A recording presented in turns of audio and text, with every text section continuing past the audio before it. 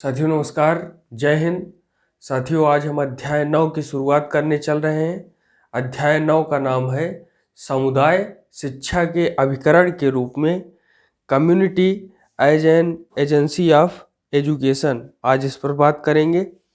तो समुदाय का अर्थ, मीनिंग ऑफ कम्युनिटी क्या है। सबसे पहले हम समुदाय के अर्थ और परिभाषा की बात करेंगे। समुदाय का अर्थ और परिभाषा। तो समुदाय का अंग्रेजी रूपांतर कम्युनिटी है। यह कम्युनिटी शब्द दो शब्दों से मिलकर बना है, कॉम और म्यूनिस। कॉम का अर्थ है टुगेदर अर्थात एक साथ, और म्यूनिस का अर्थ है टू सर्व अर्थात सेवा करना, यानी एक साथ सेवा करना। ये कम्युनिटी शब्द का अर्थ है। तो कम्युनिटी शब्द का अर्थ टू सर्व टुगेदर, मिलकर सेवा करना।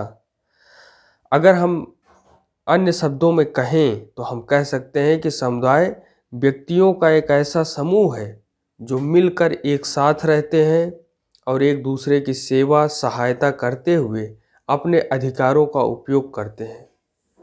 समुदाय मनुष्यों का एक अस्थायी और स्थानीय समूह है जिससे अनेक प्रकार के और समान हित होते हैं। जहाँ कहीं भी व्यक्तियों का एक समूह सामान्य जीवन में भाग लेता है, वही हम उसे समुदाय कहते हैं।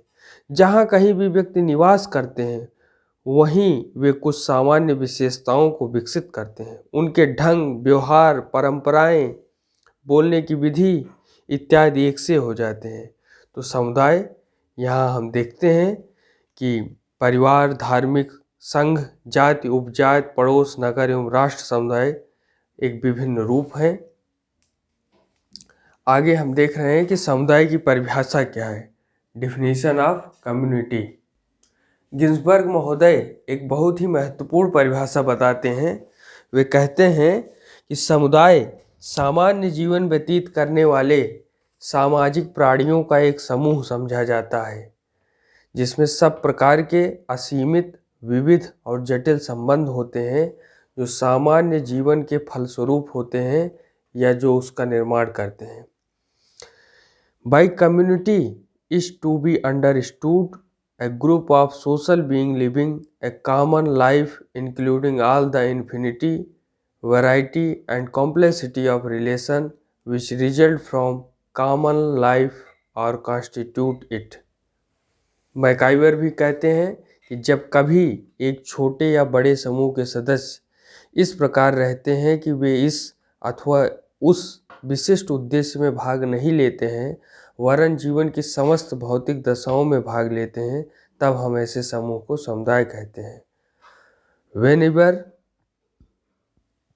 the member of any group, small or large, live together in such a way that they share not this or that particular interest but the basic condition of a common life, we call the group of community। MacIver एक महत्वपूर्ण विद्वान है। वे समुदाय की परिभाषा बताते हैं। आगे हम देखते हैं कि समाज और समुदाय में अंतर क्या है। समाज और समुदाय में अंतर क्या है। समाज को हम सोसाइटी कहते हैं और समुदाय को हम कम्युनिटी कहते हैं। आइए हम इनके बीच में डिफरेंस क्या है इसे देखें। तो समाज एक भौगोलिक क्षेत्र में निवास करने वाले व्यक्तियों का समूह है, और जो समुदाय होता है वो समुदाय भी भौगोलिक क्षेत्र में निवास करने वाले व्यक्तियों का एक समूह होता है। समाज एक प्रकार का समुदाय यानी समुदाय का एक अंश है जिसके सदस्य सामाजिक रूप से अपनी जीवन शैली के प्रति सचेत होते हैं और वे सामान्य उद्देश्यों तथा मूल्यों के अनुकूल एकीकृत होते हैं।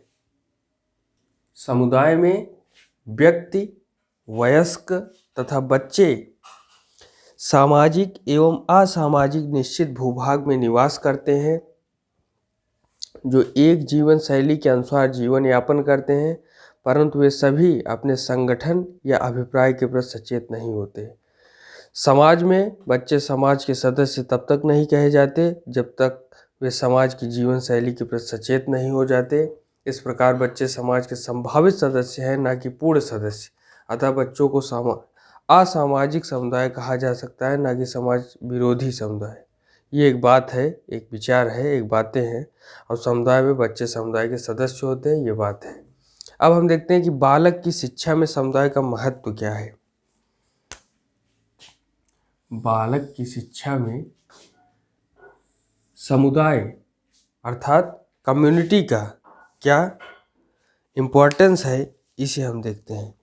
तो विद्यालय या परिवार के समान समुदाय भी व्यक्ति के व्यवहार में इस प्रकार रूपांतर करता है जिससे वह समूह के कार्यों में सक्रिय भाग ले और जिसका कि वो सदस्य बनते हैं।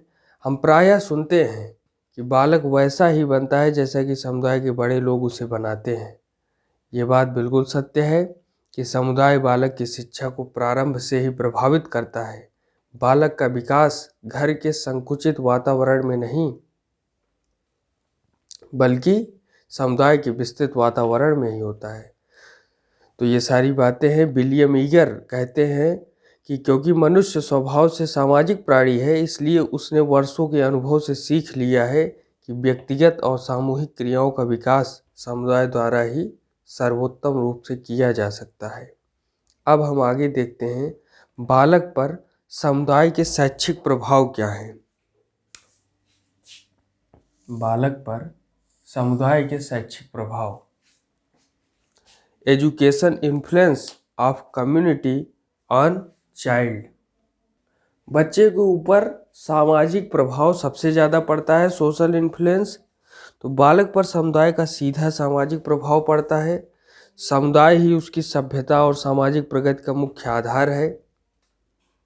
बालक अनौपचारिक रूप से देखता है कि सभी व्यक्ति अपने समुदाय की उन्नति के लिए कार्य करते हैं, और यदि उनमें कुछ ऐसा नहीं करते तो समुदाय की प्रगति रुकने की संभावना रहती है या रुक जाती है। समुदाय में समय समय पर मेले, उत्सव, कार्यक्रम, सामाजिक सम्मेलन और धार्मिक कार्य होते रहते हैं, तो इन सब का प्रभाव बच्चों पर पड़ता है। राजनीतिक प्रभाव भी पड़ता है, और राजनीतिक प्रभाव में एक विद्वान है क्रो एंड क्रो, वे कहते हैं कि समुदाय की राजनीतिक विचारधारा उस सीमा तक प्रतिबिंबित होती है जहाँ तक उसके सदस्यों का शैक्षिक अवसर प्रदान किए जाते हैं और उसके राजनेता नागरिकों की शैक्षिक प्रगति के लिए उत्तरदायित्व ग्रहण करते हैं। आर्थिक प्रभाव पड़ता है, सांस्कृतिक प्रभाव, सांप्रदायिक प्रभाव, ये सारी बातें जो है कम्युनिटी प्रभावित करती है। अब हम देखते हैं कि भारतीय शिक्षा में समुदाय की भूमिका क्या है। भारतीय शिक्षा में समुदाय की भूमिका क्या है। तो शिक्षा पर भारतीय समुदाय का प्रभाव अप्रत्यक्ष है। हम शिक्षा के विभिन्न स्तरों पर इस प्रभाव को देखते हैं, जैसे शिक्षा की सार्वभौमिक मांग, यूनिवर्सल डिमांड फॉर एजुकेशन। इसमें हुमायूं कबीर कहते हैं कि भारत में शिक्षा की सार्वभौमिक मांग की गई। कुछ देशों ने विद्यालयों में बालक की उपस्थिति अनिवार्य मानी है। भारत में ऐसी आवश्यकता अनुभव की जा रही है। अभी तक इस बात पर बल दिया गया था कि जो बच्चे पढ़ना चाहते हैं उनके लिए पर्याप्त विद्यालय खोले जाएं, यानी सबको शिक्षा मिले, ऐसी बात शिक्षा की सार्वभौमिक मांग में कही जा रही है, जो कि जरूरी भी है, आवश्यक भी है। प्रारंभिक व पूर्व प्रारंभिक शिक्षा का विकास, development of primary and pre primary education. प्रारंभिक और पूर्व प्रारंभिक शिक्षा के विकास में समुदाय का बहुत बड़ा रोल रहा है। प्रारंभिक शिक्षा का दायित्व तो सरकार पर है, फिर भी इसमें विकास में गैर सरकारी संस्थाओं ने भी बहुत कार्य किया है। जैसे हम देखते हैं कि कई संगठन हैं, वो जो है विद्यालय खुलवाते हैं, अच्छा कार्य करते हैं विद्यालय खुलवा करके। उसमें जो है बहुत सारे सरस्वती विद्या मंदिर प्रमुख रहा है। और माध्यमिक शिक्षा का विकास, डेवलपमेंट ऑफ सेकेंडरी एजुकेशन, ये भी बहुत महत्वपूर्ण है। उच्च शिक्षा का विकास, डेवलपमेंट ऑफ हायर एजुकेशन, यानी उच्च शिक्षा के विकास में भारतीय समुदाय ने पर्याप्त योगदान दिया है। अंग्रेजों के समय में विश्वविद्यालयों की स्थापना सरकार द्वारा की जाती थी। उच्च शिक्षा विशेष स्थानों और समुदायों की आवश्यकताओं को पूर्ण नहीं करती थी, तो इसलिए उच्च शिक्षा का विकास बहुत बड़ी आवश्यकता है।